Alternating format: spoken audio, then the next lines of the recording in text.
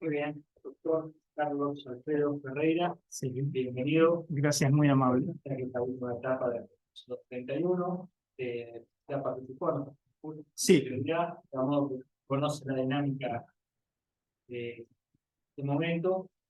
Tanto le cedo la palabra para su presentación y luego Bueno, gracias, muy amable. Bueno, la idea mía es contarles un poquito de lo que no sale en el currículum, ¿no es cierto?, que está relacionado con mi historia personal. Y por eso me gustaría partir, digamos, de dos ejes. El primero de ellos sería lo que soy yo personalmente, ¿no es cierto?, como ser humano. Y el segundo, cuál fue mi trayectoria profesional, básicamente dentro del Poder Judicial. Nací en Caleta, Olivia, provincia de Santa Cruz, y desde muy chico me vine para acá, para Neuquén. Mis padres obreros, mi papá trabajaba en Gas del Estado, y se vino a trabajar a la planta Centenario de acá de Neuquén. O sea que yo conozco y me eduqué en un Neuquén muy diferente a este, ¿no? Es un Neuquén de 25.000 habitantes, muy chico, que, bueno, pude ir observando a medida que yo iba creciendo, cómo iba creciendo también la ciudad. Empecé mi primaria en la escuela número 2, la Conrado Villegas. De hecho, cuando se inauguró, frente a Topsy, ahí comencé yo. Después fui al colegio Don Bosco, hasta tercer año. En ese momento mi mamá trabajaba en jefatura de policía, en el gabinete químico, y me hizo la propuesta de ingresar a la escuela de policía. Entonces yo entré ya en tercer año a la escuela de cadetes de policía de la provincia de Neuquén. Me recibí de oficial ayudante. No era lo mío, renuncié a poco tiempo y empecé a estudiar licenciatura en Servicio Social en la Universidad del Comahue. Una época bastante particular, con el regreso a la democracia, con un montón de movimientos sociales, y la verdad que fue muy enriquecedor.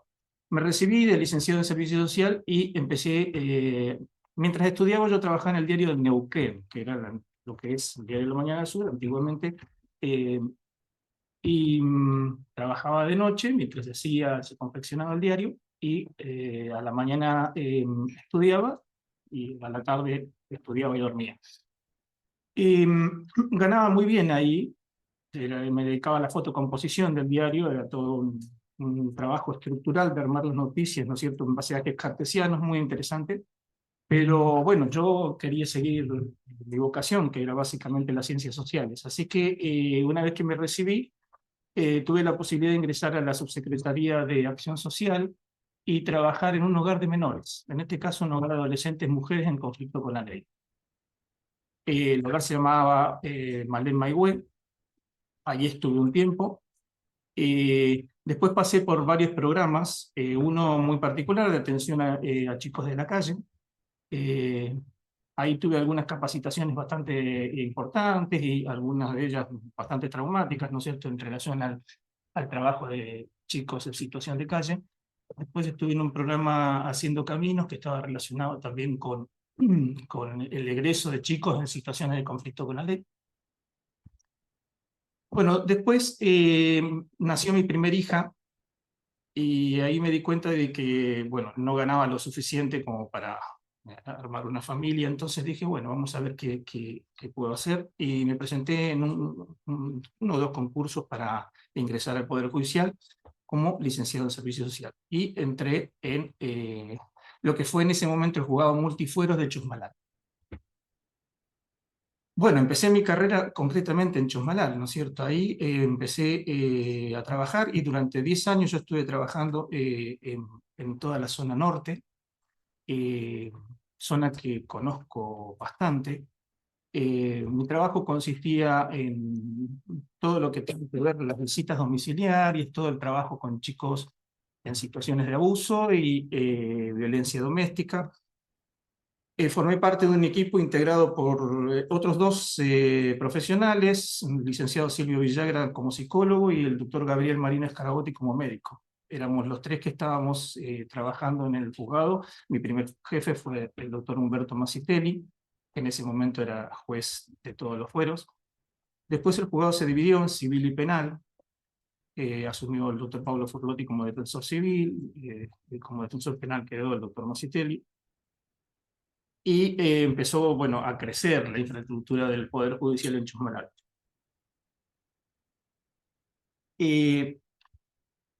La crianza de mis dos hijas mayores fueron en la localidad de Chumaná, lo cual yo valoro positivamente, ¿no es cierto?, porque fue una crianza muy a la antigua usanza, como la que tuve yo acá en Neuquén, es decir, un pueblo chico, con mucha movilidad, ¿no es cierto? Y después me vine para acá, para Neuquén, porque me divorcié de mi primer mujer, la madre de mis dos hijos, y ella se vino a Neuquén. Entonces yo pedí el pase en su momento, y empecé a trabajar en lo que al principio fue la primaria conformación de los equipos de la ley 2212 de violencia familiar. Esos equipos dependían de la Cámara Civil, el doctor Quijena Basombrío estaba en ese momento al cargo, y nosotros trabajábamos ahí. Fue un impacto y un cambio bastante considerable, ¿no es cierto?, porque de trabajar en Chosmalal, pasar a trabajar en Neuquén fue, bueno, tuve que pasar por una adaptación. Aparte de eso, empezó todo el movimiento para la creación de los juzgados de familia. Por un tiempo estuve en el gabinete médico sanitario y después sí, ya pasamos a formar parte de los equipos de familia. En ese entonces empecé a estudiar Derecho y me recibí en el año 2005. A partir de ahí me empecé a presentar en el concurso, sí, gané un concurso como defensor civil adjunto en la Defensoría Civil número 5 de acá de Neuquén.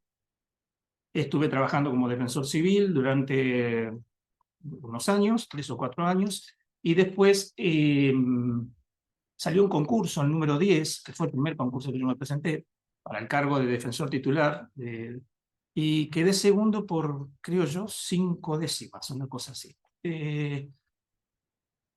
Bueno, al principio no sé si supe elaborar muy bien ese segundo lugar. Lo cierto es que me costó bastante poder superar eso y bueno, me pedí salir del contexto ese de la Defensoría Civil. Eh, y estuve trabajando un tiempo en la Defensoría de los Derechos del Niño, ¿sí? Con una función bastante particular. Trabajaba 3 días aquí en Neuquén con la doctora Ana Docés, y después me trasladaba a la localidad de Rincón de los Sauces, donde hacía el trabajo de la Defensoría de los Derechos del Niño en Rincón de los Sauces, ¿sí? En ese entonces, Rincón de los Sauces tenía una particularidad, que era mucho más grande que Añelo. Es decir, yo cuando pasaba por Añelo para ir a Rincón, pasaba por un pueblo de 5.000 habitantes, dedicado más a lo agropecuario, ¿no? Cuando surge Vaca Muerta, se produce una explosión demográfica que yo había dejado de ir ya cuando volví a ir, porque también subrogo y he subrogado en la Defensoría Penal de Rincón de los Sauces.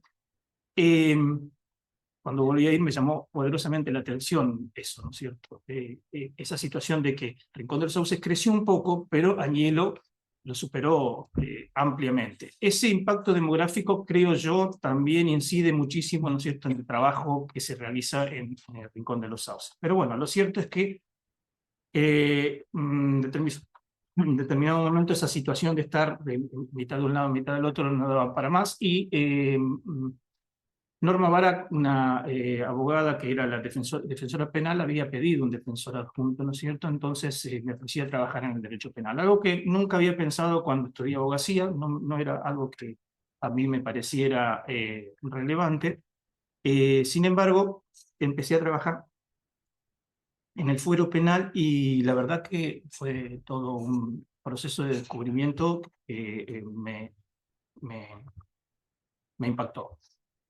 Eh, Estoy trabajando en el fuero penal más o menos desde el año 2009.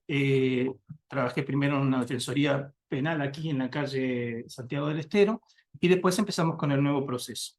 Anteriormente y tuve algunas intervenciones bastante relevantes, no solo como digamos, en el viejo proceso, digamos, eh, como defensor, sino que también interviene en las cámaras, en cámaras criminales, ¿no es cierto? Estuve haciendo algunos juicios ahí.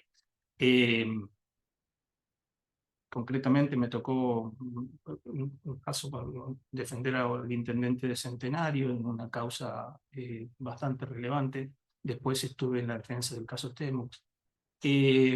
Posteriormente, con el nuevo Código Procesal Penal, empecé a trabajar en los equipos operativos de Neuquén, hasta donde permanezco hasta la fecha. Bueno, y he intervenido en multiplicidad de casos, ¿no es cierto? Ese es básicamente mi historia. Desde el punto de vista personal, soy padre de 4 hijas mujeres. Mi hija mayor, Tania, tiene 32 años, es ingeniera electrónica y próximamente doctora en robótica. Está becada por el CONICET y se encuentra viviendo en Buenos Aires. Tengo mi segunda hija, Camila, ha ocupado otro nicho en la vida. Se dedica a deportes de montaña, vive en San Martín de los Andes, está en pareja, trabaja y tiene 30 años. Después tengo a Olivia. Olivia tiene 21 años y se está por recibir de doctorado pública de inglés, vive en Buenos Aires. Y finalmente tengo más chiquita, Renata, que tiene 10 años y que es una eximia futbolista. Vivo solo y, bueno, nada, tengo contacto cotidiano con mis hijas, a pesar de que algunas están en Buenos Aires, y no sé si mucho más. ¿Quieren saber algo particular? Mucho pregunta. Bueno, muy bien. Nada, yo me agradezco por la presentación personal. Bueno, veo que tiene recuerdos, por eso debe ser el motivo de querer volver a charlar. Sí, un poco es eso. Sí, sí, sí. Conozco el norte y lo conozco de una forma muy particular, lo he recorrido. Es decir, como licenciado en Servicio Social yo trabajé mucho y esto era una impronta del doctor Masitelli, que lamentablemente falleció hace un tiempo. El doctor Masitelli era de la idea de que el juzgado tenía que salir, ¿sí? Y que una de las particularidades que ustedes la conocen de la zona norte, en este caso de la quinta circunscripción judicial, es que tiene una baja densidad poblacional, tiene localidades y hay una distancia extensa entre esas localidades, aparte del marco cultural que posee Chosmalal, ¿no es cierto?, que es un marco eminentemente rural. Dentro de ese marco yo he tenido un proceso cuando era muy joven, porque era muy joven y bueno, nada, como venía desde Neuquén Capital, para acomodarme a esa cultura, ¿no es cierto? Una cosa muy graciosa que me pasó uno de los primeros días, es decir, una señora me decía que el hijo no le hacía juicio, entonces yo estaba averiguando qué tipo de juicio había, porque cómo puede ser que no le haga juicio o que tenía que haber un juicio. No, no me hace juicio era no me hace caso. Entonces empezar a hablar, ¿no es cierto?, sobre todo lo que es la pauta cultural, a mí me llevó un tiempo de adaptación. No obstante eso, uno se enamora del norte. Yo en un año me adapté y empecé a conocer los lugares. Nosotros trabajamos con la modalidad de salidas, entonces íbamos con la camioneta en ese momento del juzgado a distintos pueblos. Andacollo, eran pueblos ejes, ¿no es cierto? Butarranquil, que agarraba la zona de Barrancas, Coyuco Cochico, Andacollo, que agarrábamos la zona de los Miches, Huinganco, a veces íbamos a Las Ovejas, y agarrábamos toda la zona de Manzano Amargo, ¿no es cierto?, toda la que es Villa Curilebú, Tricaumalal, y agarrábamos toda la zona Cancha Huinganco, y finalmente la zona del sur, el Huecú, el Cholar, y agarrábamos también Taquimilán, Tres Chorros, ¿no es cierto? Todo eso implicaba que nosotros salíamos un día, salía el defensor civil, que era defensor multifuero en ese entonces, el doctor Miguel Valero, el secretario de juzgado civil, secretario de juzgado penal, y bueno, cuando llegaba yo al lugar salíamos a hacer recorridos, ¿no es cierto? Yo visitaba la zona, los parajes, los lugares. Es muy particular, son muchas distancias, a veces no es fácil llegar, otras veces teníamos que ir a caballo, por ejemplo, o sea que yo conozco la zona habiendo el recorrido, sí. La responsabilidad de diciembre que se encuentra sin cobertura tanto el defensor de circunscripción como el defensor del centro común. Como el doctor Pablo Dili se encuentra desde diciembre como presidente del Tribunal de Cuentas. ¿Conoce la situación de la Defensoría hoy? ¿Cómo está? Si tienen algún atraso. Bueno, concretamente, sí, ahí, si yo me extiendo, ustedes me limitan, ¿no es cierto? Yo tengo mucha cantidad de información porque básicamente lo que he realizado es un proyecto, ¿sí? ¿Por qué? Bueno, el cargo es defensor de circunscripción, no es de defensor penal simplemente. Entonces, implica un plus. Y ese plus implica un compromiso mayor, ¿cierto? Básicamente, ¿qué es lo que a mí me motiva? Porque si me dijeran a mí que el cargo sería de defensor y ejercer simplemente la defensa penal, es algo que yo hago constantemente hace 10 años, perdón, de la creación del código, no es algo que me genere a mí un desafío, pero sí me genera un desafío muy importante ser el de defensor de circunscripción, porque eso implica asumir ciertas cuestiones operativas y administrativas que un defensor de caso no, en este caso no realiza, un defensor público, perdón. Casualmente, hace 2 semanas se hizo el primer juicio por jurado popular en la quinta circunscripción judicial. Bueno, yo me tomé unos días de licencia y fui a presenciar ese juicio. La idea era estar presente en el momento en que los defensores que están trabajando ahí, que trabajaban en el caso porque tuvo que asumir la defensa pública, ver cómo se desenvolvían y ver si yo podía observar algo, pero como un observador parcial. Primero los llamé, por supuesto, porque me parecía una cuestión de respeto, ¿no es cierto?, pedirles la autorización, porque, digamos, mi situación, si bien yo soy defensor en Neuquén, no quería ser invasiva. Uno siempre cuando se presenta a un concurso está con el freno de mano, con alguna situación, ¿no es cierto?, porque no sabes si ese es el cargo que ocupará o no. Pero lo concreto es que fui y estuve unos 4 días aproximadamente y ahí conocí a todos, conocí y reconocí, porque en realidad los 2 empleados que están, estarían si yo ocupara ese cargo conmigo, son empleados que entraron conmigo hace 25 años atrás, es decir, son empleados jerárquicos, empleados que ya conocen el trabajo y a los cuales yo ya conozco. Después estuve con Diego Artigue, que es el defensor que hay, y más Hernán Palacios, que es un funcionario que estaba en el Servicio de Gestión Penal, pero ante la ausencia del doctor Juan Pablo Díaz, estuvo ocupando funciones en forma alternativa. Conocí el lugar, conozco la infraestructura, conozco digamos, los recursos que tiene la Defensoría Penal en este momento y entiendo, en base a todo ese panorama que me hice, más o menos elaboré un proyecto de lo que pretendería yo hacer en caso de que ustedes me designaran, ¿no es cierto? Hay muchas cosas por hacer y la verdad muy interesantes. Lo primero que me llamó la atención es el excelente grupo humano que hay, ¿no es cierto? Es gente que me recepcionó muy bien, gente que estaba en una situación de estrés. Obviamente el primer juicio por jurado no es algo sencillo, no había cierta experiencia de eso, así que mi experiencia con algunos juicios por jurado acá en Neuquén sirvió para que nosotros interactuáramos cuando ellos salían. Aclaro que no me dejaron entrar porque había una querellante particular que se opuso que hubiera alguien ajeno al proceso. Era una situación de abuso calificado por el vínculo, no, por acceso carnal, o sea que en realidad me pareció lógico, ¿no es cierto? No. Pero eso me sirvió para charlar con la gente, conocer un poco la infraestructura, el lugar, el edificio, saber cuáles son los recursos que hay. De eso tengo un panorama completo. No sé si quiere saber, doctor, algo específico, yo se lo digo, no hay problema. Saber en qué situación se encuentran, si tienen, cómo se están arreglando, si pueden estar prestando bien el servicio. Bueno, en base a eso yo hice, lo que pasa es que algunas cuestiones pregunté y otras recorrí a diferentes fuentes, ¿no es cierto? La primera fuente que yo recorrí es, digo, bueno, vamos a ver cómo trabaja el Ministerio Público Fiscal. Entonces recurrí a todas las estadísticas del Ministerio Público Fiscal para la quinta circunscripción para ver qué cantidad de trabajo tenía. Después fui y recurrí a la Oficina de Control de Gestión de la Defensa Pública y ahí me solicité todas las estadísticas del año 2023 en relación a la quinta circunscripción. Me dieron todas las estadísticas de la provincia, las tengo aquí, ¿no es cierto? Bueno, es muy interesante. Mi memoria es pésima, perdón, por eso traigo esto. Pero lo cierto es que hay una cantidad de casos que se pueden llevar adelante bien con el personal que hay, sumándole, ¿no es cierto?, un defensor de circunscripción que ocuparía el cargo. La casuística dice que hay unos 407 casos abiertos en el año 2023. Lo cierto es que eso nos daría la posibilidad de trabajar de una forma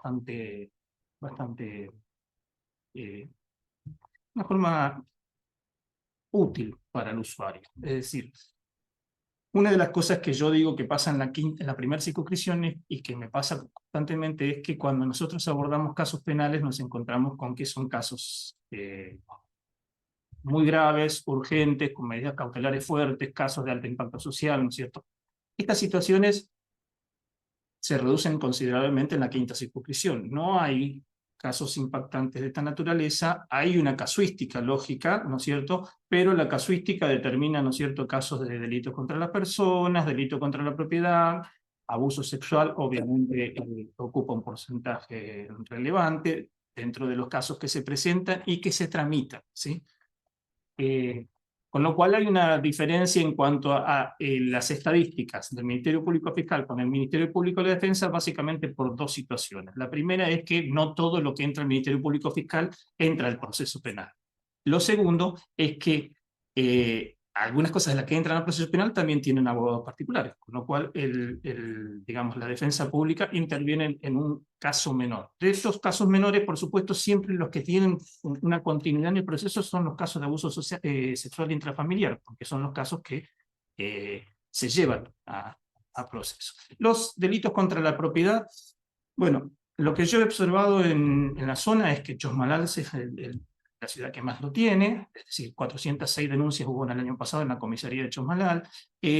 Son casos de delitos menores, ¿no es cierto? Hurtos, arrebatos. Hemos notado, también me tomé la libertad de entrevistarme con el doctor Juan Pablo Dir, lo fui a ver, justo bueno, él ya está en funciones aquí en Neuquén, entonces fui a verlo para que me contara un poco. Aparte, la impronta del doctor Dir en la Defensoría también es notable, entonces era necesario que yo lo viera. Estuvimos charlando y lo que me dice, una de las cosas que yo lo noté en las estadísticas, pero no sabía, no le encontraba mucho la explicación, y él me dice, mucho gente que va a robar, ¿se entiende? Es decir, gente que, por ejemplo, viene de Mendoza o, o de otra zona o de Neuquén Capital, ¿no es cierto?, se dedica exclusivamente al robo. Y eso es lo que engrosa ciertamente las estadísticas de los delitos contra la propiedad, ¿sí? De los delitos contra las personas, lo que hay muchos tipos de lesiones leves, amenazas, son los más frecuentes, ¿no es cierto? No hay casos muy graves. Homicidios hay pocos, y estos homicidios generalmente suelen suceder en situaciones de riña o cuando hay exceso en el consumo de alcohol. El consumo de alcohol es un problema bastante marcado en la zona norte. Eso sumado a la natural, digamos, al marco cultural en que se maneja el ciudadano, digamos, el que se encuentra en las zonas urbanas, ¿no es cierto? Es un grupo familiar constituidos numerosos, gente con marcada cultura en la crianza de animales, ¿no es cierto? O pastoreo y todo ese tipo de, bueno, proceso de transhumancia que ustedes conocen, ¿cierto? Bueno, doctor, y por mí una última pregunta con respecto a eso, para mí es suficiente. ¿Qué opinión tiene del acuerdo que dejó sin efecto la resolución 34 del 2014 del Tribunal Superior de Justicia, que hoy sale en los medios, en la cual el plazo de notificación de las audiencias dejó de ser obligatorio ya con 72 meses? Bueno, ahí la señora defensora general presentó un recurso, un reclamo administrativo, ¿no es cierto?, ante el Tribunal Superior de Justicia, y lo envió a todos los defensores para que lo leyéramos y estuviéramos al tanto.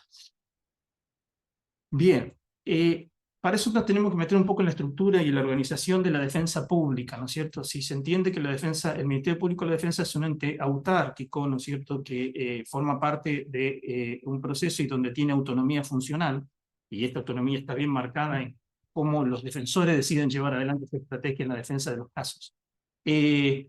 Nosotros tenemos un sistema de funcionamiento donde todo lo que surge o se nos comunica es a través de la oficina judicial que depende del Tribunal Superior de Justicia, ¿sí?, es la que se encarga de la organización de las audiencias y llevar adelante todo el proceso.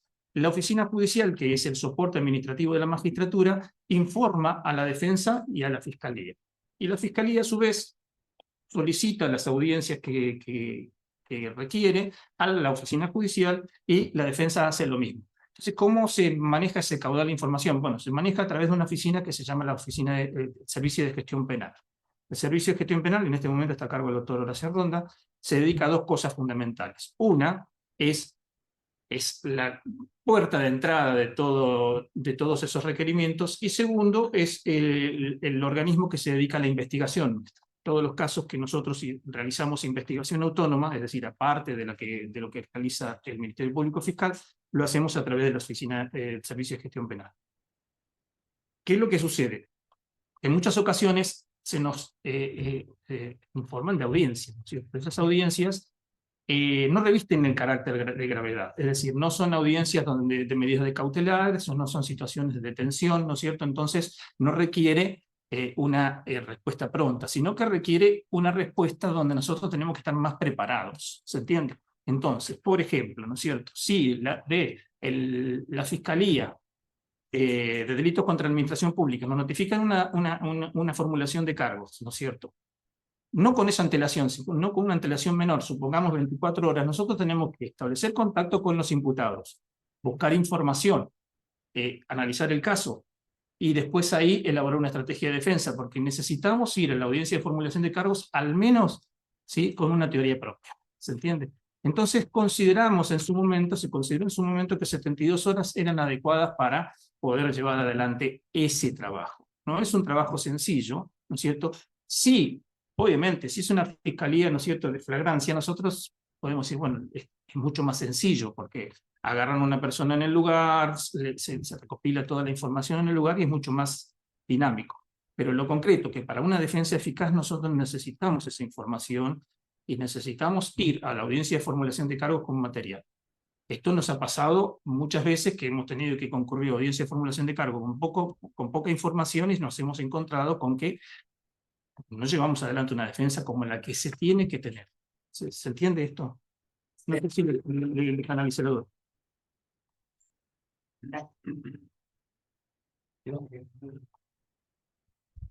Doctor, tengo una definición, una opinión sobre relacionada a los derechos humanos. Llévelo usted a la provincia de Neuquén, al funcionamiento del sistema penal de Neuquén y haciendo una confrontación de lo que significa el Tratado de los Derechos Humanos con el funcionamiento del derecho penal en general, incluyendo el tema carcelario y todo lo demás, ¿cómo visualiza la situación? Bien, es para escribir un libro. Bueno, hagamos un resumen del resumen. Para entrar en Si yo tuviera que explicarle a alguien, ¿no es cierto?, por qué soy defensor penal, empezaría diciendo que básicamente, porque esto me ha pasado en muchas oportunidades. Yo voy a un asado, vamos a una reunión de amigos y dice, ¿cómo puedes defender eso? ¿Cómo puede ser que vos defiendas tal cosa? Un tipo, un monstruo, hay que matarlo, que esto, que lo otro. Entonces, básicamente, cuando surgen este tipo de cosas, yo lo que planteo es, miren, cuando el Estado tiene el poder, y tiene todo el poder, y no hay formas de contrapeso republicano, nos vamos a encontrar con un grave problema. Y ya pasó, ¿cierto? Entonces lo que hacemos nosotros es una defensa constitucional, es una defensa en donde llevamos adelante todo un mecanismo apuntado hacia el imputado, ¿no es cierto?, para que ese imputado pueda atravesar un proceso legal y nosotros ser los guardianes de ese proceso legal. Esa persona tiene que ser procesada, tiene que ser investigada y tiene que ser todo dentro del marco de legalidad. Entonces nosotros, como defensores penales, yo particularmente, soy muy inflexible en esa situación, ¿no es cierto? Cualquier cosa que implique un avasallamiento de derechos constitucionales hacia el imputado, yo voy a reaccionar. Y esto es una función elemental de los defensores penales. Nosotros podemos tener perspectiva de género, podemos tener perspectiva de niñez, pero lo cierto es que tenemos que ser primero, fundamentalmente, buenos defensores penales. Y eso implica llevar adelante todas las medidas procesales y de investigación tendientes a lograr la mejor situación procesal de nuestro asistido, ¿sí? No valoramos, no juzgamos. Es muy cómodo no juzgar, ¿no es cierto? Es muy cómodo para nosotros esto de no juzgar, de no evaluar qué hizo esa persona y por qué lo hizo, sino que nosotros nos manejamos con pruebas, ¿sí?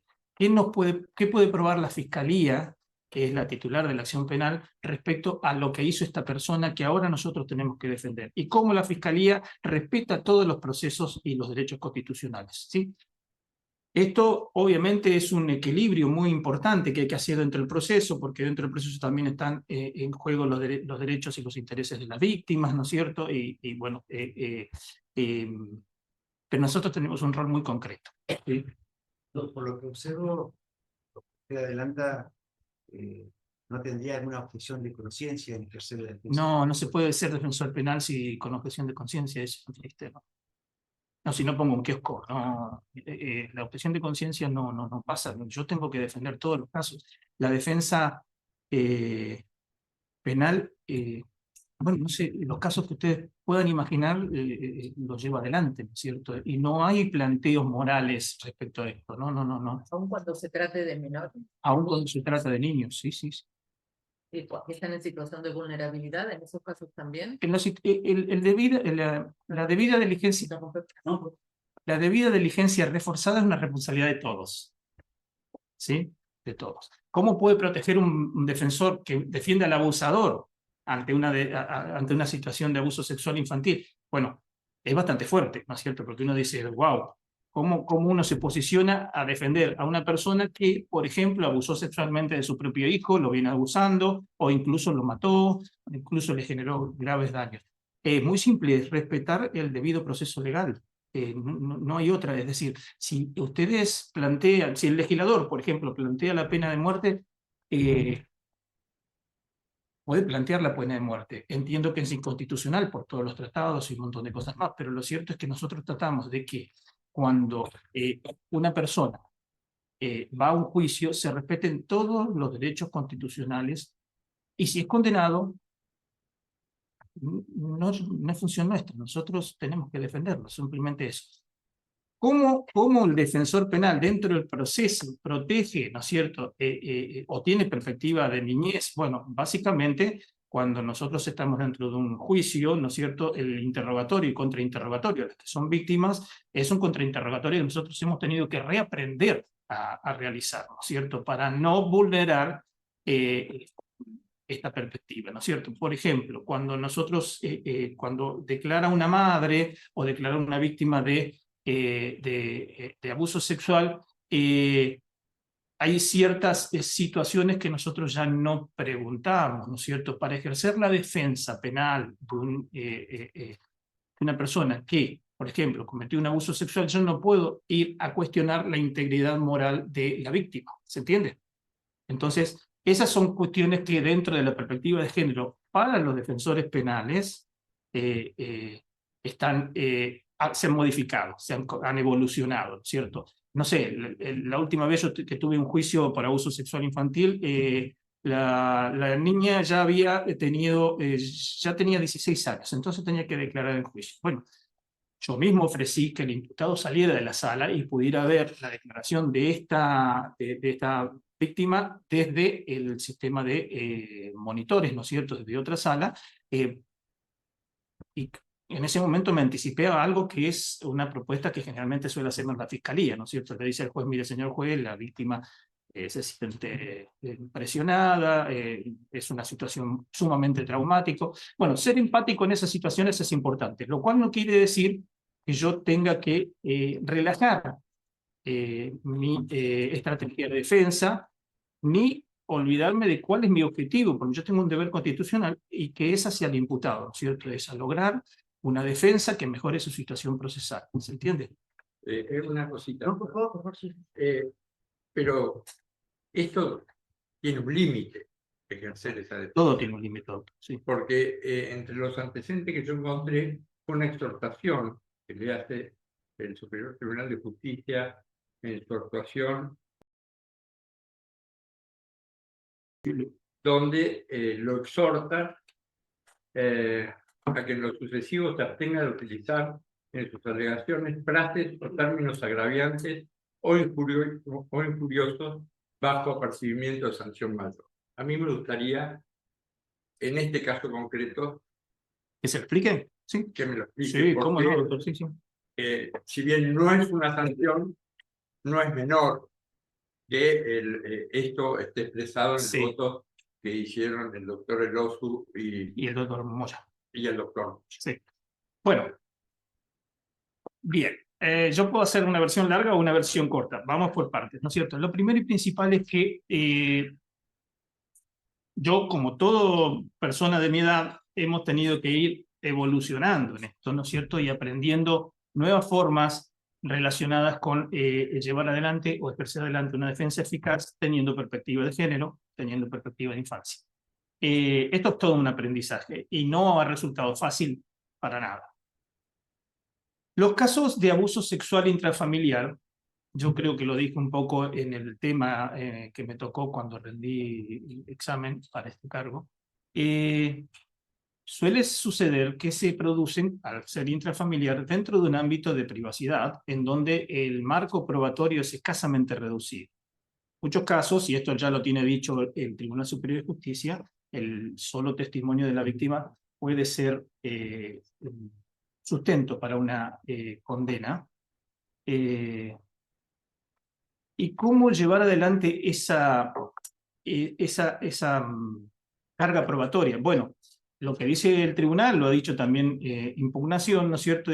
Es cuáles son, digamos, los indicios que alrededor se encuentran, ¿no es cierto?, relacionados con ese abuso. Si tenemos una cámara Gesell donde la persona, la niña o niño, dice, ¿no es cierto?, un abuso y da ciertas indicadores, ciertas cuestiones que se tienen que evaluar, es deber del Ministerio Público Fiscal y también del defensor evaluar cuáles son esos indicadores, ¿sí?, que se encuentran alrededor que puedan, en cierto modo, acreditar que el abuso se cometió o que no se cometió.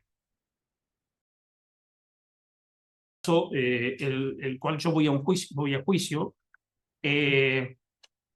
es el caso de una persona que es pastor de una comunidad evangélica o de una iglesia determinada, que tiene tiene a su cargo 2 niñas, hijas de la esposa. Bueno, yo cuando voy a juicio, la niña que acusa al señor dice que una sola vez hizo algo. Perdón, que no sea muy específico. No, yo lo leí a la causa. O sea que Bien, tiene que entrar en esa. Bueno, lo cierto es que yo cuestioné esa situación en base a todos los antecedentes que se recabaron desde el principio de la investigación, ¿cierto? Cuestioné que la cama Gesell se hizo 8 meses después, cuestioné que la niña tuvo una primera versión errada y cuestioné toda la historia de la niña en base a una serie de situaciones, una serie de mentiras que llevó adelante en toda su historia o ciclo vital. Y esas situaciones que se produjeron fueron, ¿no es cierto?, un incendio que provocó, imaginó un secuestro donde medio que la lastimaba mucho, sangraba y un montón de cosas más. Es decir, hay muchas cuestiones que lindaban con la imaginación. Si usted me dice yo me equivoqué en algo, sí, yo me equivoqué en la fase de investigación y yo no... Estamos hablando de una víctima de 8 años, ¿no? En ese momento tenía 10 años, ahora tiene 20. En el momento Sí. de la... No, perdón, no tenía, tenía 14 o 15, estaba en la secundaria. Sí. No, estaba en la secundaria. De hecho, mintió que había pasado de un año al otro a los padres y después esa mentira se descubrió. Bueno, lo cierto es que yo fui al juicio y en el juicio condenan al señor por abuso sexual con penetración. Yo iba por 2 teorías, ¿no es cierto? El sobreseimiento, la absolución, o, por más subsidiaria, el abuso sexual simple, porque había un error de interpretación en una situación de felato inore, y era un error de interpretación concreto de un solo hecho puntual. Eso hace la diferencia entre una pena de ejecución condicional o ir 8 años a la cárcel. ¿Se entiende? Bien. La madre, la hermana y parte del grupo familiar no creían en la veracidad de la niña y me dieron mucha información para llevar adelante yo la defensa. Fue condenado en primera instancia, yo impugné, y en impugnación por mayoría revocan el fallo y lo sobreseen, señor. Fiscalía recurre ahora a través de un recurso extraordinario ante el Tribunal Superior de Justicia, y en el Tribunal Superior de Justicia nos convocan a argumentar con relación al recurso. Ahí yo dije que la niña mentía. Y esa fue la frase que el doctor Brideoe dijo que era excesiva. Probé a lo largo de todo el desarrollo del proceso que había una sucesión de mentiras. Y el juez, los jueces en primera instancia, es decir, en el juicio, dijeron que la niña mentía. Es decir, pero que no mentía en el caso del abuso. Es decir, esta niña mintió a lo largo eso está en el fallo. A lo largo de su historia vital, mintió en diferentes oportunidades, menos en la situación del abuso. Y entendieron que esa situación puntual de un solo día, yo no estoy hablando de un abuso reiterado, un abuso grave, no, un solo día determina que porque revocó el Tribunal Superior esto, determina que el señor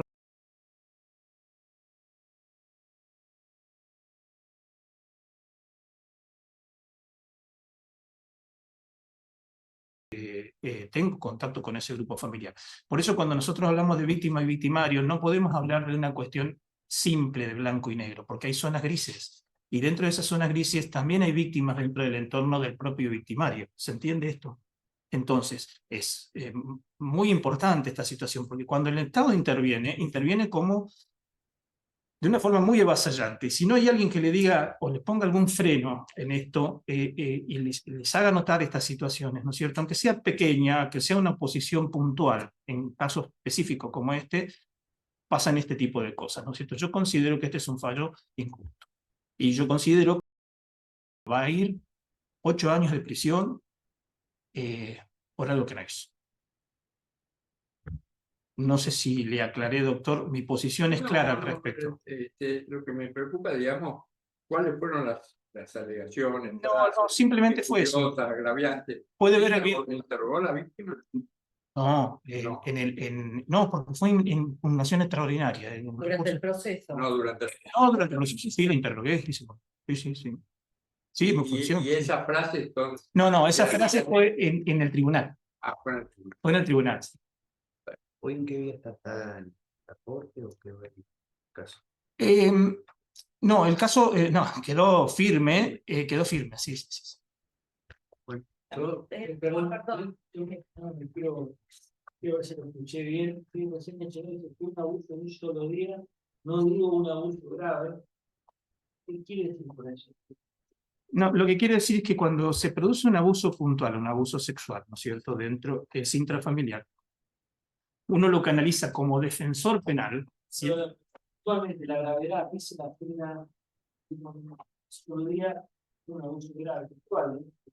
Sí, no sé si lo puntual es que la niña dice, estaba durmiendo, me levanté y... Pero sin detalles, el abuso de un día... No, es en puntual a este caso. No me lo quite de contexto. No, un abuso es grave una sola vez o reiterado, todo. Sí. Pero No, yo iba a hacer una pregunta porque me generó dudas, por lo que estoy tomando nota a lo largo de su carrera judicial, ha trabajado con infancias. Sí. Entonces, decir que a uno le cuesta, ha trabajado con grupos vulnerables de toda la vida, con lo cual ya la perspectiva de vulnerabilidad uno la lleva, la maneja, ejercer en el fuero de familia, por más que no tenga formación, va generando cierta sensibilidad en eso. Entonces, por ahí cuando dijo, me cuesta a gente de mi edad adaptarse o aprender esto, hay cosas que se aprenden desde el inicio. No sé si soy clara por dónde va mi pregunta. Haber trabajado con infancias desde asistente social hasta las defensas, que he trabajado con la doctora Nara Océs, eso se va aprendiendo, se va incorporando. Entonces, ¿cómo puede ser que cueste ahora en el fuero penal manejar esa perspectiva de vulnerabilidad? No quiero hablar de género ni encerrarme en el género, no me queda claro esa... No, es que en el proceso penal los roles son como muy claros dentro del proceso. No nos olvidemos que estamos en un sistema penal hace 10 años de oralidad, ¿no es cierto?, en donde las confrontaciones son dentro del marco de un juicio. Dentro del marco de un juicio es una experiencia nueva, no tiene que ver con mi experiencia anterior. Yo tengo que interrogar o contrainterrogar a víctimas. Y ahí es donde se requiere una capacitación específica que hemos tenido desde el Ministerio Público de la Defensa en muchas ocasiones. Es decir, es cómo contrainterrogar a una víctima puntualmente de este tipo de delitos, ¿no es cierto? Sin vulnerar todo lo que tiene que ver con los derechos de la víctima, ¿cierto? Y sin olvidarnos, porque este es el equilibrio que hay que tener, sin olvidarnos de que nuestra función como defensores penales es defender al imputado. ¿Sí? Pero eso me da la impresión como que las garantías son solamente del imputado y no de las víctimas, independientemente de la situación. Más allá de la función específica que tiene un defensor, que es defender al imputado, valga la redundancia, las garantías solamente aplican para ese imputado y con la víctima que es un vía libre, no me queda claro. No, porque para como nada. el objetivo es El aprendizaje, defender, claro. mi objetivo es la defensa y evitar la mayor pena posible, con lo cual acá estoy relacionándolo no con este caso que comentó el doctor recién y por lo que la acotación que le hizo el doctor Macieres por ese comentario, es como que con tal de obtener mi objetivo, la defensa, que mi defensa sea exitosa, el resto no sirve. Me parece que las garantías procesales son para todos. Y en ese marco en el ejercicio, cada uno verá dónde pone más énfasis según el rol que tenga, pero no por eso se van a vulnerar las de la de la víctima. Eso es lo que por ahí no me queda claro y me genera cierto alerta en esto que viene diciendo. Pero bueno, es una cuestión nada más que surgió a raíz de todas estas preguntas que vinieron formulando. Sí, le contesto. Sí, por favor. Con relación al tema del proceso penal, hay roles. Y nosotros tenemos dentro del proceso penal un magistrado que lleva adelante todo el control del proceso, no solo en la primera etapa como juez de garantía, sino después como juez de juicio. Y también tenemos al Ministerio Público Fiscal. Aparte de eso, hay algo que refuerza aún más esto, que es la intervención de la Defensoría de los Derechos del Niño como querellante institucional. Esto es importante porque yo en muchos juicios me he visto enfrentándome a querellante particular, querella de la Defensoría de los Derechos del Niño, Fiscalía, en esta estructura, ¿no es cierto?, había 3 acusadores contra el imputado. ¿Se entiende? Yo cumplo un rol específico y ese rol específico es claro, es la defensa del imputado. Si respeto el tema de las garantías de los derechos de la víctima, sí. Es por eso que, y quiero que quede claro esto, que dentro de este proceso he aprendido, porque uno va aprendiendo con la experiencia y aún con toda la experiencia sigue aprendiendo, a cómo yo tengo que interrogar a una víctima, cómo tengo que llevar adelante un proceso donde hay en juego situaciones que son terribles, ¿sí? Pero dentro de la defensa penal todas las situaciones que van a juicio son terribles, no hay nada fácil. Es decir, un homicidio con alevosía es una situación terrible, un abuso seguido de muerte es una situación terrible, es decir, un homicidio donde después se descuartiza una víctima es una situación terrible. Todo esto genera un alto impacto y la reconstrucción de todo este hecho puntual, desagradable, sumamente tenso, ¿no es cierto?, se realiza dentro de un juicio en donde yo cumplo un rol. Y no es un rol sencillo. A veces llevamos adelante defensas sin demasiado material porque sabemos perfectamente que esa persona hizo lo que hizo. Y en otras ocasiones encontramos vestigios en donde el Estado avasalla derechos particulares, ¿no es cierto? Donde hay, por ejemplo, allanamientos mal hechos o donde las cadenas de custodia no se respetan, bueno, situaciones puntuales. Y en otras situaciones simplemente nos limitamos a la realización de los acuerdos, porque si hay algo que el código nos ha permitido, es que no todo llegue a juicio.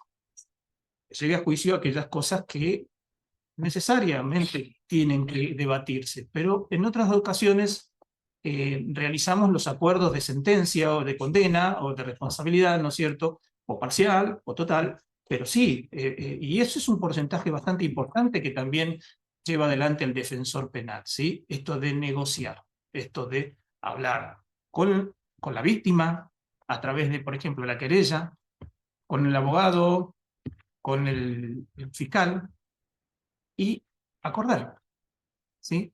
Todo esto dentro de un marco en donde nosotros siempre hacemos una consulta permanente con el imputado, ¿se entiende? Nosotros al imputado le decimos, bueno, estas son las pruebas que hay, esto es lo que hay en tu contra, esto es lo que puede llegar a pasar, hacemos y elaboramos un pronóstico, ¿no es cierto? Y en base a eso le ofrecemos, el Ministerio Público Fiscal también participa digamos, en esta dinámica de no llevar todo a juicio, porque, digamos, desde el punto de vista económico y desde el punto de vista del manejo de los recursos, no es lo más adecuado, y desde el punto de vista de los intereses del imputado tampoco. Si el imputado sabe que hizo algo, lo reconoce delante nuestro, ¿no es cierto? Nosotros lo que hacemos es negociar. Si hay prueba suficiente, nosotros lo que hacemos es tratar de charlar con el Ministerio Público Fiscal para decirle, bueno, ¿cómo resolvemos esta situación? ¿Sí?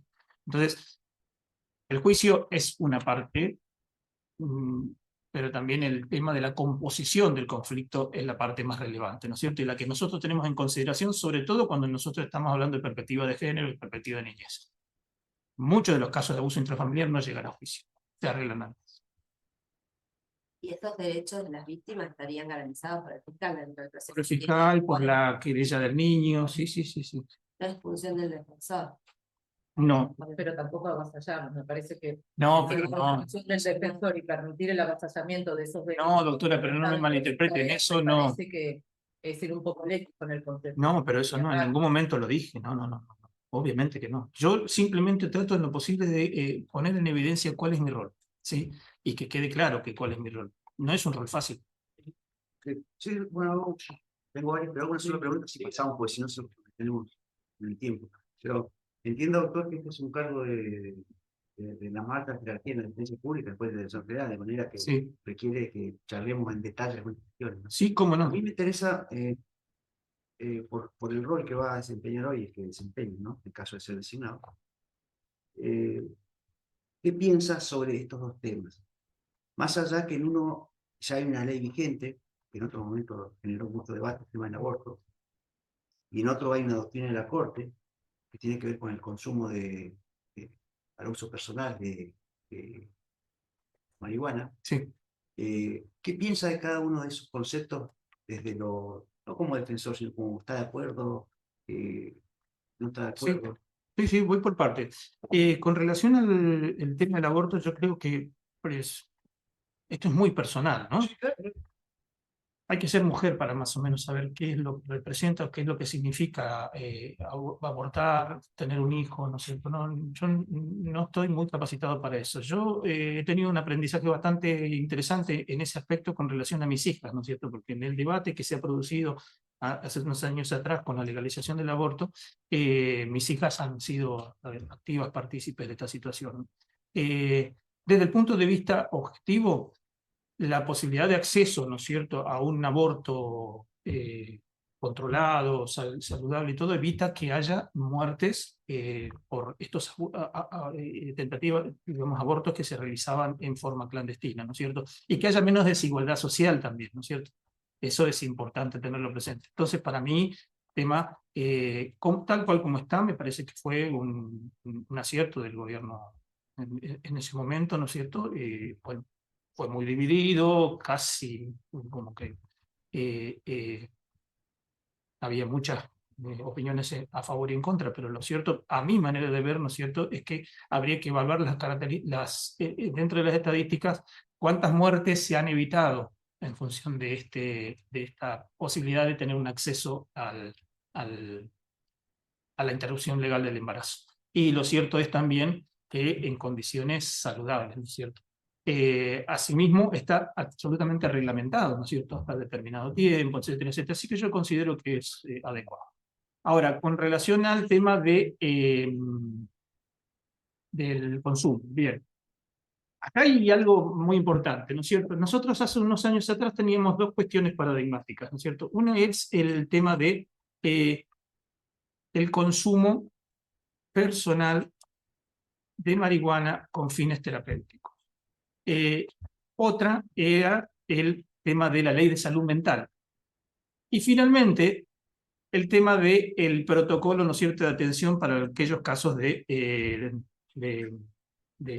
¿cómo se llama? De tratamiento de adicciones severas. La cuestión es un cambio de paradigma en donde a esas personas se las deja de ver como imputados, como delincuentes, para pasar a ser, ¿cierto?, víctimas víctimas del consumo, ¿no es cierto?, víctimas en esta situación. Por ejemplo, hay situaciones de enfermedad en donde se requiere el uso del cannabis medicinal, recetados por médicos, etc. Acá en Neuquén está la Asociación Alto Valle de Cannabis Medicinal. Si usted tiene alguna enfermedad, me ha pasado con mi madre, alguna enfermedad, ¿no es cierto?, que implica dolor crónico, etcétera, una de las posibilidades es ir a través de una médica, ¿no es cierto?, que le recete esto, asociarse a la asociación incluso hasta poder realizar su propio cultivo, con enseñanza, etcétera. ¿Y lo que pasa? Bueno, está en el medio de la ley 23737, que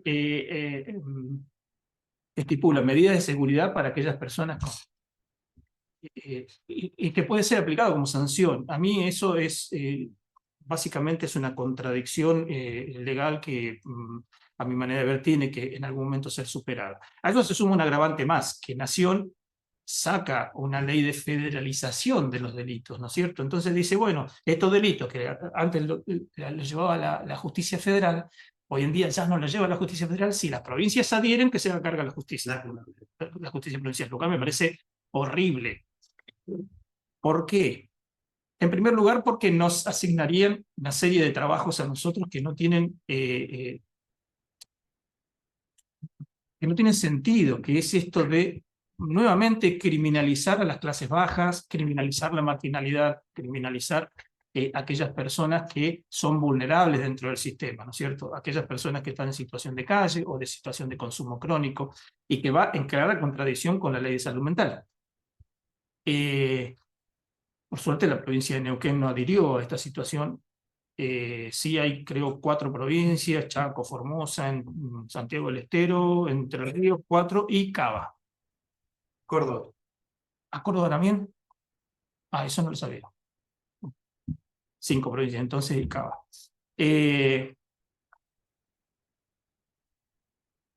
¿Cuáles son los pros y los contras? Digamos, si la provincia de Neuquén adhiriera a esta ley, tendría que hacerse cargo de todo lo que es el pequeño distribuidor o el consumo personal, ¿no es cierto?, imputando a personas por el consumo.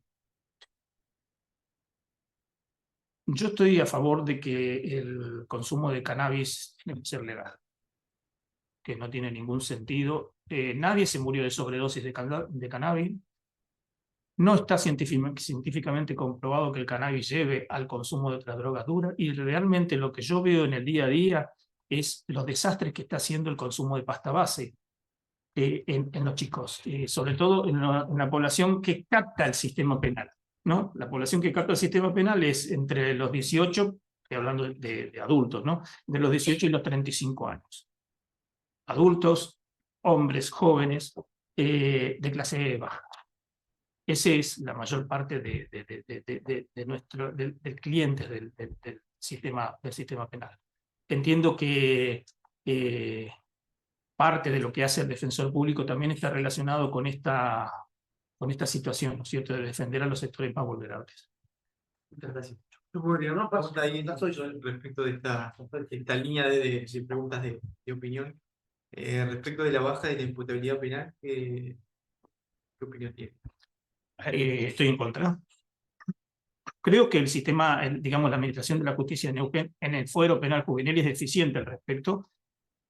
Está trabajando adelante, ¿no es cierto? Tenemos defensores penales de penal juvenil, tenemos todo un sistema de jueces de garantías penales juveniles. Yo entiendo que el sistema dentro de la provincia de Neuquén es abordado correctamente. No sé lo que sucede en otras jurisdicciones, salvo lo que me entero por los medios, ¿no es cierto?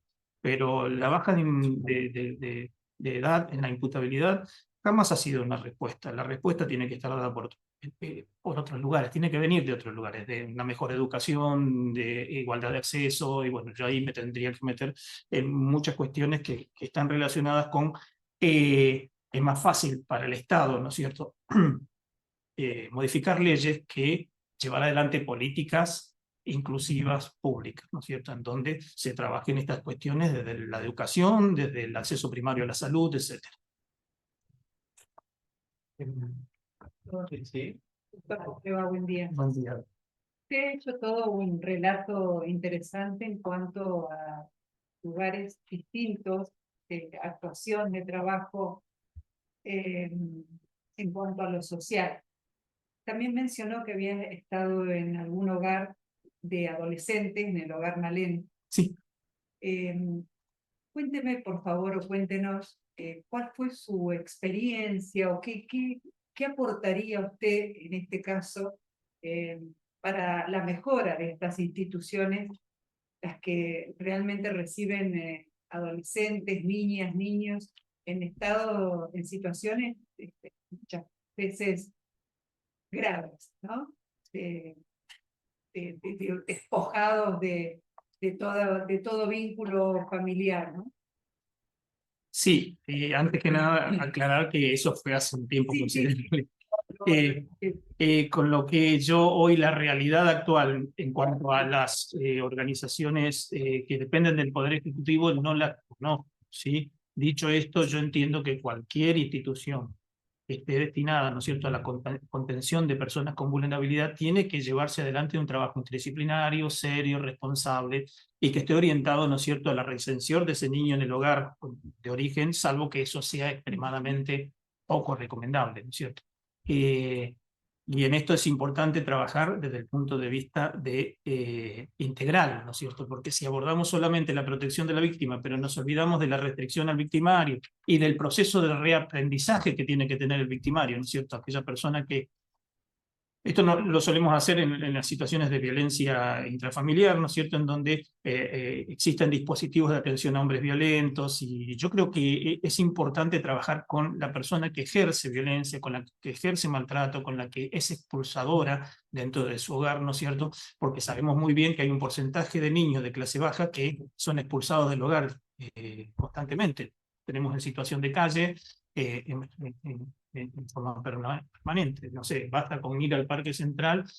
A mí me ha pasado, ¿no es cierto?, de tener 2 o 3 asistidos que no tenían domicilio y ir a verlos al Parque Central y encontrarme con un submundo en función de eso, en donde hay muchas personas en situación de calle, adultos conviviendo con niños, ¿no es cierto? Toda una situación bueno, que hace a la situación sociocultural, a la falta de presencia del Estado en este tipo de cosas, ¿no es cierto? Pero bueno, es cuestión de estar. Tengo entendido que desde Acción Social se llevan adelante políticas, ¿no es cierto?, para contención. Sin ir más lejos, hay una casa para niños de chicos de la calle, ahí creo que en la calle Margarete. Y bueno, y también sería importante que nosotros como no solo nos quedemos con el rol y la función, ¿no es cierto?, sino que también tengamos algún tipo de trabajo social con relación a esto, ¿no es cierto? Es decir, una buena capacitación es ver qué es lo que pasa en la realidad, ¿no es cierto? Y no bajar del auto, ir a nuestras funciones, volver al auto y irnos a nuestra casa. Yo es algo que en este sistema lo critico constantemente. Nosotros es necesario que tengamos la SUBE, porque ahí nos damos cuenta cuál es la realidad de la gente, ¿sí? Si no, nos alejamos de la gente y creamos una ciudad judicial que está lejos de los barrios, o creamos organismos a donde es muy difícil acceder, ¿sí? Si yo, ¿no es cierto?, en el caso específico mío, yo tengo que ir a una audiencia a las 8 de la mañana, un día que está de lluvia, que estuvo lloviendo, no sé, 3 o 4 días, yo tengo que ser consciente de que el asistido mío que vive, por ejemplo, en la Meseta o que vive más allá del barrio Z1, tenga la posibilidad de acceder a esa audiencia. Porque si ese día llovió y los otros días 3 o 4 días llovió, no entra el colectivo. Es decir, y esa es una realidad que el juez desconoce, que el fiscal desconoce. Son empáticos en esto, ¿eh? Yo entiendo, porque cuando yo hago el planteo se suspende la audiencia y listo, no pasa nada. Pero suele suceder que pasen este tipo de cosas. Entonces yo entiendo que en eso nosotros tenemos que tener una actitud proactiva para acercar la justicia a la gente.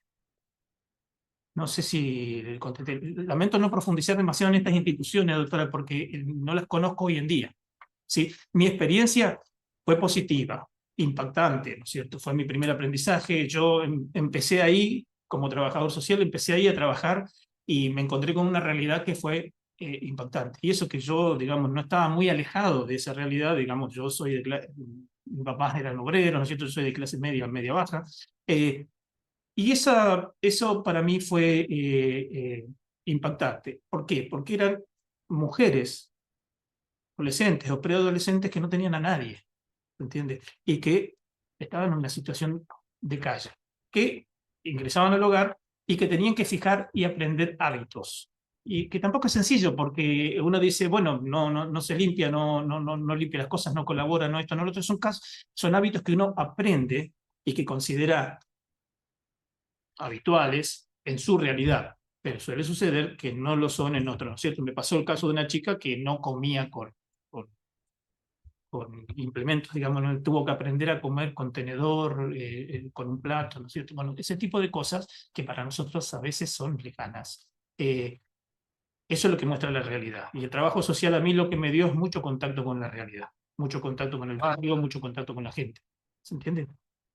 Bueno, en realidad la pregunta que yo le hice, yo no soy abogada, doctor, la pregunta que yo le hice justamente tiene que ver con esto de que usted manifestó hace un momento que tuvo que adaptarse a pesar de su edad con respecto al tema de la perspectiva de niñeces, de género, y entonces por eso es que yo lo llevé a ese lugar de hace tanto tiempo que usted tuvo intervención allí, ¿no?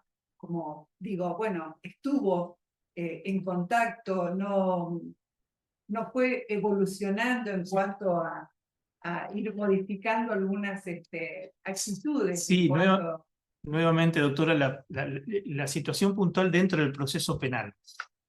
Cuando yo ingreso al proceso penal dentro del sistema mixto, la víctima no era un participante activo en este proceso, sino que o era testigo, el juez de instrucción, el viejo juez de instrucción, lo que hacía era, digamos, instruía, llevaba adelante el proceso escrito, en esa situación, ¿no es cierto?, la víctima no tenía ningún tipo de participación. El aprendizaje mío pasa cuando se incorpora la víctima a través de los convenios, los tratados internacionales, Belén do Pará, ¿no es cierto?, la CEDAW, etcétera, etcétera, en donde empieza a ver todo dentro del proceso oral, se ve como la participación de la víctima empieza a generar un lugar protagónico. Y esto los legisladores lo tuvieron muy en claro cuando establecieron el Código Procesal.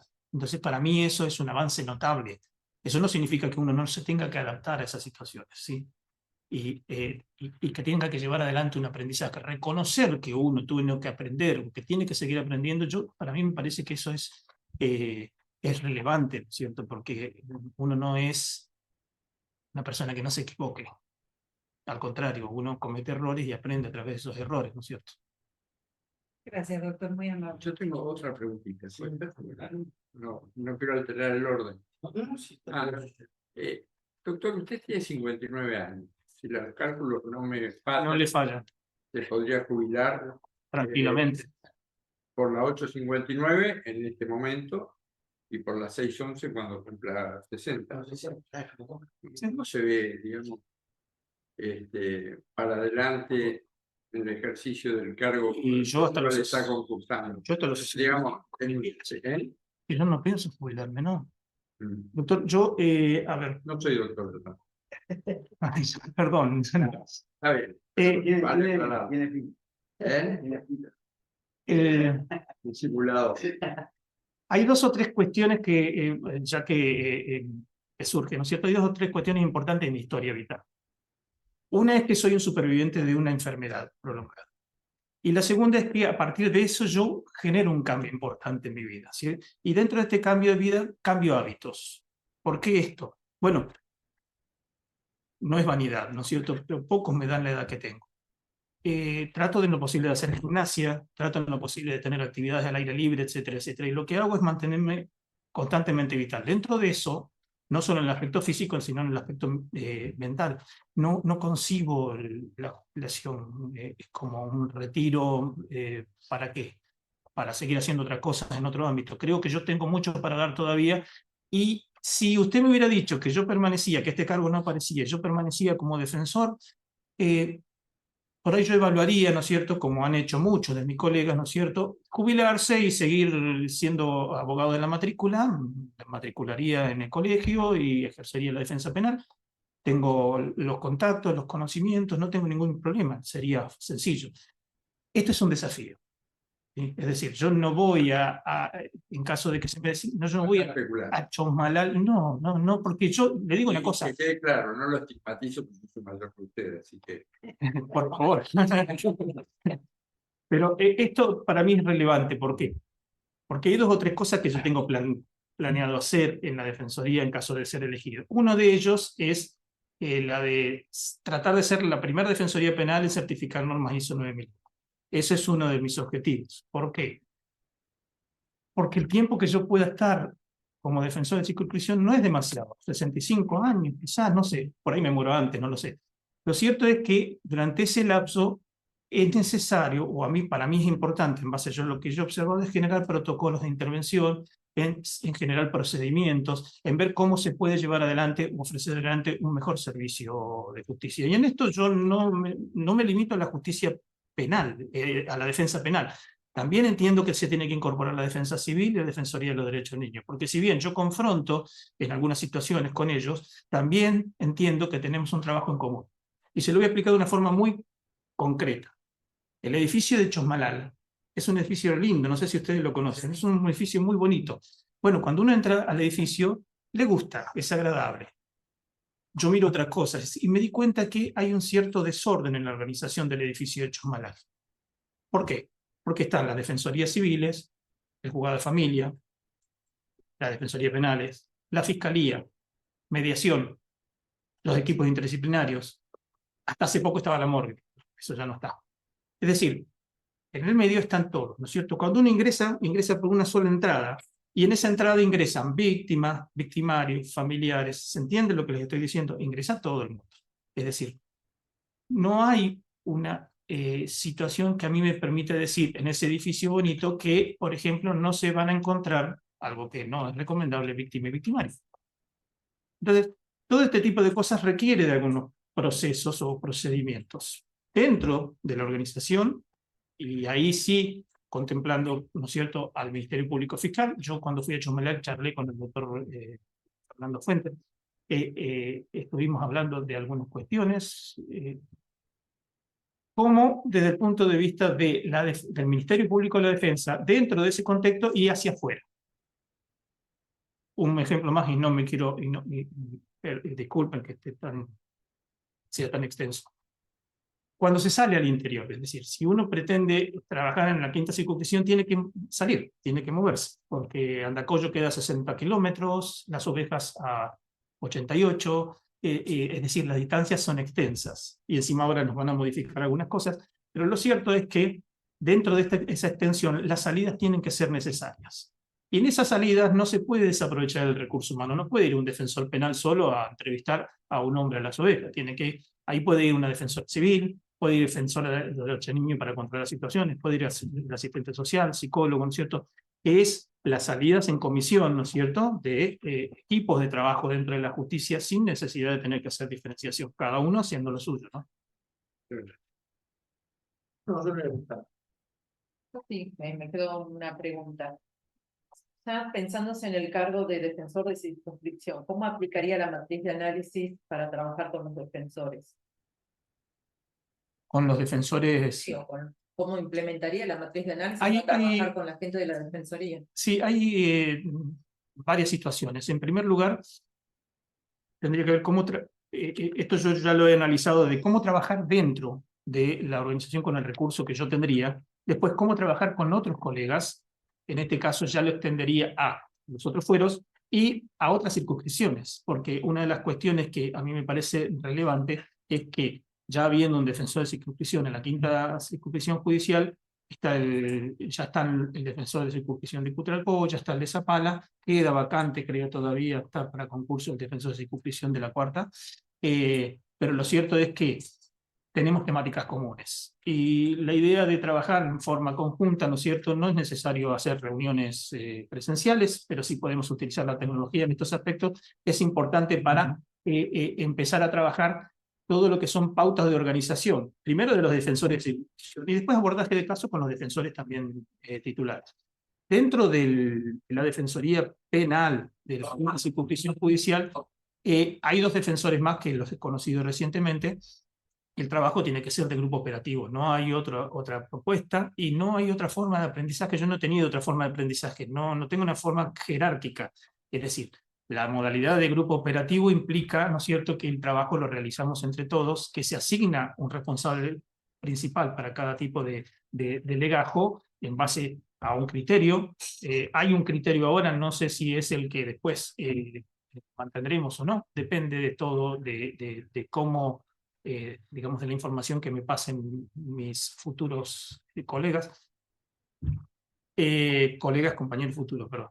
Pero lo cierto es que es importante trabajar con protocolos de intervención para cada caso, cada tipo de delito específico, ¿no es cierto? Y esto es una de las tareas que yo me he propuesto, en caso de que ustedes me elijan, hacer. Es decir, no es lo mismo un homicidio que un abuso sexual intrafamiliar, que unas lesiones graves, y cada uno de estos requiere un proceso de investigación. Ustedes bien saben que la defensa puede llevar adelante su propia investigación en este proceso. Y en eso nosotros tenemos el Servicio de Gestión Penal con investigadores, ¿no es cierto? Bueno, hacer uso de ese recurso es relevante. Los casos importantes nosotros tenemos perito criminalístico, para el levantamiento de huellas, para el tema del perito balístico, es decir, todo ese recurso tiene necesariamente que ser utilizado, ¿no es cierto? Y para eso se tiene que protocolizar. La semana pasada hablé con el doctor Horacio Ronda, que es el encargado del Servicio de Gestión Penal para toda la provincia, y estamos evaluando, ¿no es cierto? Bueno, en base a eso, ¿qué perfil de operador necesitamos para el Servicio de Gestión Penal de la quinta circunscripción, ¿no es cierto? O un licenciado en criminología, o digamos, alguien que haga hincapié en otra cosa, por ejemplo, levantamiento de rastros. Todo depende después del análisis de la situación, porque yo tengo un análisis hecho muy particular sobre la quinta circunscripción, pero si in situ va a haber otro trabajo. En las estadísticas que usted seguro estudió, en la tipología de delitos, ¿cuáles son los más graves? Bueno, tenemos un 45% de casos de delitos contra las personas. 45%. Hay un 14% de delito contra la integridad sexual.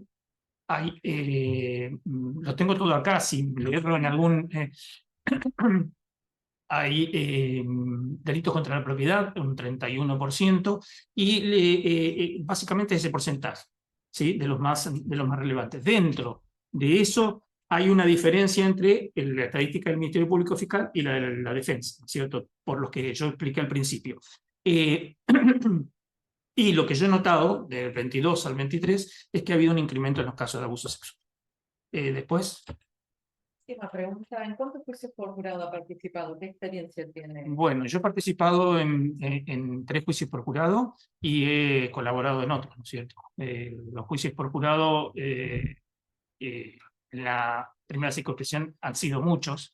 Yo participé en uno de los primeros, era un homicidio de un taxista, que fue condenado efectivamente. Después un par más de delitos contra la integridad sexual, un homicidio, y después participé también con el grupo operativo nuestro en la investigación de un par más de juicios por jurado, donde, bueno, uno muy particular, en donde el mismo victimario decidió hablar al jurado y declarar que él había sido quien cometió el homicidio que se le imputaba.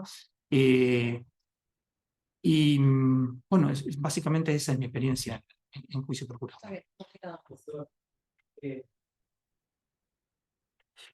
Hay ganado con el que preguntó la consejera. Usted trabaja con su equipo y un operador de su equipo le plantea una objeción de conciencia. Contesta usted. Bueno, eso pasó hace unos años atrás con un defensor de circunscripción que planteó una objeción de conciencia al no querer defender a un funcionario policial. Y hubo un conflicto ahí. Terminó asumiendo una funcionaria que después pasó a ser mi compañera de trabajo y ahora es una magistrada, asumiendo la defensa. de una forma muy eficiente la doctora Peloso. Y la verdad que entiendo yo que fue un error del defensor. No hay posibilidades de que un defensor penal plantee objeción de conciencia, salvo que la víctima sea un familiar o, bueno, las causales propias de excusación del Código Procesal, ¿cierto? Salvo esas, no veo la posibilidad de que haya. Bien. ¿Alguna? No. Bueno, gracias, doctor. No, por favor, muy amable. Gracias.